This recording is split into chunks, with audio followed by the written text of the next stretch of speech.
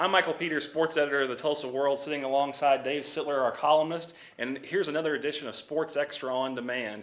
I guess the news this week, you kind of alluded to it in your blog entry. We'll probably have it in the paper, a little bit of contract discussion that's kind of leaked into Oklahoma State's number 3 ranking this week. What do you make of some of that discussion? Mike Gundy seems like he might want a new deal, and there's kind of some back and forth. Maybe some folks at OSU want to wait until the end of the year. Should he be rewarded now for what he's done?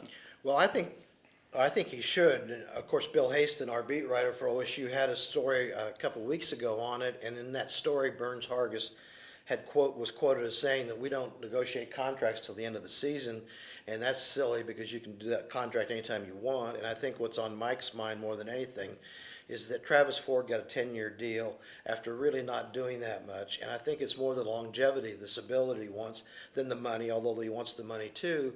And you hear different things like Oklahoma State thinks that anybody could do that job now, kind of like Jerry Jones said Barry Switzer or anybody could do it. Barry did it for 1 year, and also they just seem to be taking him for granted. And what I was interested in is that a New York Daily News writer reported that Gundy was possibly on the radar at Georgia if they would fire Mark Richt, although he probably saved his job. But that shows there's interest out there, and I don't understand this blasé attitude by the people in power at OSU. I know why. How many BCS games has he played in? How many championships has he won? 0. And so, and here's the other thing too.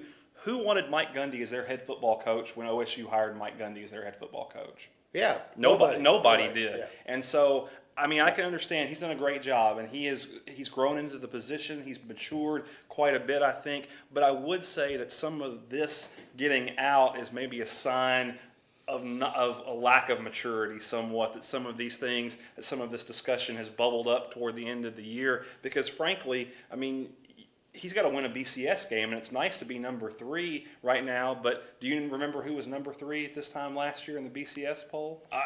I don't either. And so he's got to finish the deal. And if he finishes the deal, then they should back up the truck and let him go. But if he wants to go take a second-class job like North Carolina or something like that, then I would, help him pack his bags and let him go do it. You think that's second class to OSU? To OSU, for sure. Oh, by far, because Roy Williams is the most important coach on that campus. It's a state school. You are always going to be the second most important coach on that campus, because at least he's the second most important coach in the state now, but he'd be the second most important coach on his campus.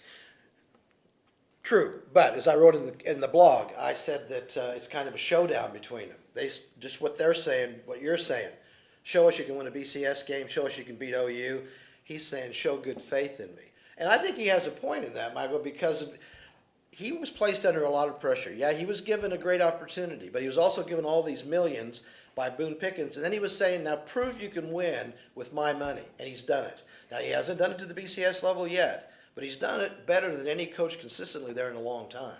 No, and he has done a great job, but it is kind of an interesting back and forth. We'll move quickly now to Oklahoma. Overrated or aberration? Maybe an aberration, because now they came out and pounded Kansas State and have kind of gotten themselves back on track.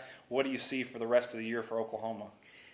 I was so stunned when I heard the Iowa State score in Lubbock beating Tech. It was terrible, embarrassing. Yeah, if I was an OU coach, I don't know if I'd have come out of the locker room in Manhattan.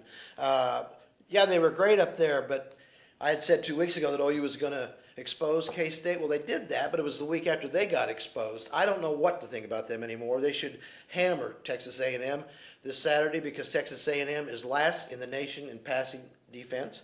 And who knows? What was Tech when they came in there? And they made them look like they were first in the nation. Right. I would assume that A&M might win another halftime national championship this week. But I've been wrong. I've missed every single A&M game all year long, so I have no idea what to think. I think they're going to get blown out, which is why I've picked them to cover the spread, because I have no idea what's going to happen. You go with your heart instead of your head. Exactly. That's his alma mater. So the big game of the week, everybody in the country, bad break, I thought, for Oklahoma State to draw the 7 o'clock game against LSU and Alabama. What do you think about LSU and Alabama? Game of the century, setting up a rematch for the BCS national title. What do you make of it? Well, first of all, I hope that there's not a rematch. Oh, definitely. I would hope there's not a rematch, and I don't think there will be. everybody, I don't think you can pick against Saban at home, but I'm going to do it anyway, and I'm going to go with LSU by 3 points. And I can't tell you why. I think OSU could have success against both those teams, and OU could too. They're great defenses, but I don't know if their offenses would match up with OU's defense. Now, OSU, yeah, they'd probably have, but I think it would be interesting to get one of those teams to New Orleans. Of course, OU fans, and OSU might feel the same way, never want to play LSU again in New Orleans. Oh, right, because that's what it's a home game for them, and that's what we talked about in the office this week. I'm the same as you. I have no idea why, but I have Alabama covering the number, which in our panel for this week is going to be 4.5. So I have them covering the number at home. Not sure why, but just kind of a feeling. So anyway, that's another edition of Sports Extra on Demand. Please join us again next week.